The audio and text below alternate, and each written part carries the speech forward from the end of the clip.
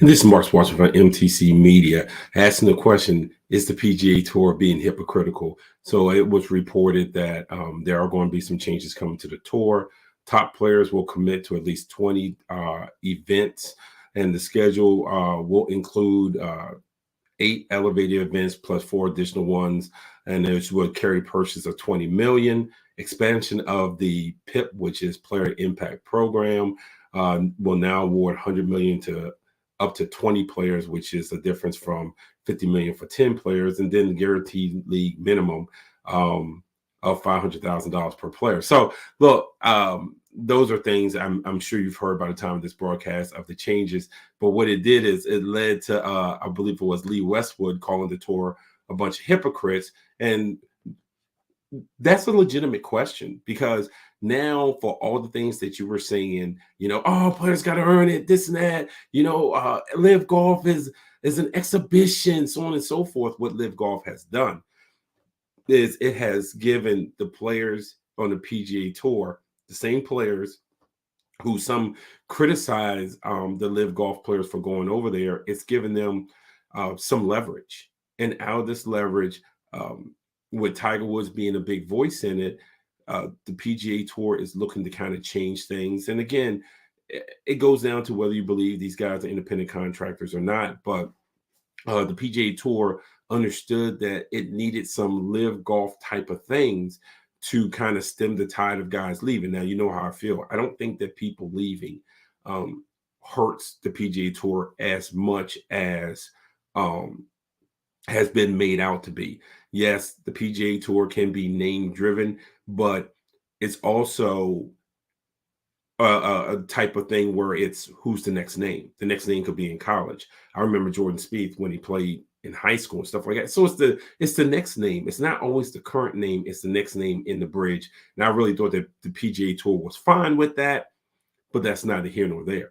The thing that came out of it is Tiger Woods and Rory McIlroy having this virtual league in conjunction with the PGA Tour. So now you have guys having these partnerships with the PGA Tour having what maybe not be considered appearance money, but having some guaranteed money, which was what the guys that was going over the live golf was criticized for. But so the question is a legitimate one. Do you think it's hypocritical or not? I've said it in broadcast before. What I thought is the PGA Tour having some sort of legitimate competition was going to make them rethink some of their policies and how they're doing things. And I don't think that's bad for the players. I've said it before. Live golf might not be the mechanism because of other things to have competition for the PGA Tour. But the PGA Tour, just like any other sports industry, needs to have competition. The idea that these sports industries are able to operate as monopolies, it's got to stop. So for the players, the guys who went to live golf and live golf entity did help them, whether you want to admit it or not, or whether you feel comfortable with that.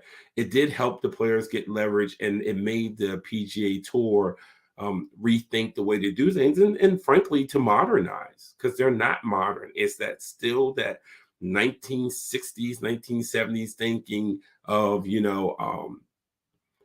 have to earn every little cent that you get. And we all know in real life that's not what happens. When you work an 8-hour shift, it's not that you're working 8 hours, because you're not. We all want to, you go to the bathroom, you surf the net, you talk to your coworker over in office 475. You're not working for 8 hours, but you charge 8 hours.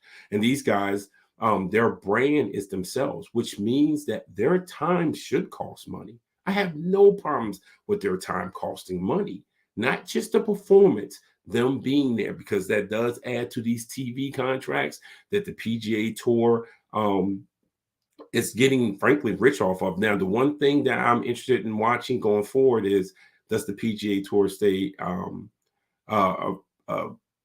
nonprofit? I know Tiger Woods suggested that they should start looking at not being a nonprofit and be for-profit entity, and that would allow them to provide more benefits for the players. But then how's that going to be funded? The same way live golf was funded.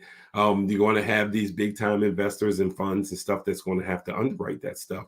So again, I can understand if the live golf guys are feeling a little cheeky about being criticized in the way they did and their character being attacked and so on and so forth. I don't feel sorry for Greg Norman. That's the one guy I don't feel sorry for, because he's not warned of my sympathy.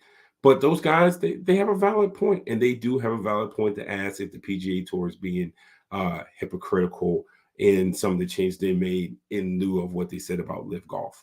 But we will see how far these changes go for the PGA Tour. My only concern is that the guys on tour reap most of the benefits. This is Mark Washington from